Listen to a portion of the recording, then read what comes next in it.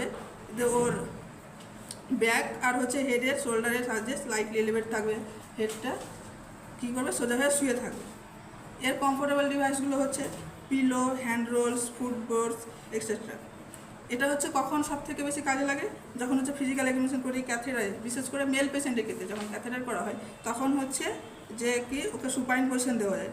Lung biopsy ক্ষেত্রে যেমন surgery to thorax and abdominal surgery যখন করা হয় তখন হচ্ছে সুপাইন পজিশন পেশেন্টকে দেওয়া হয়।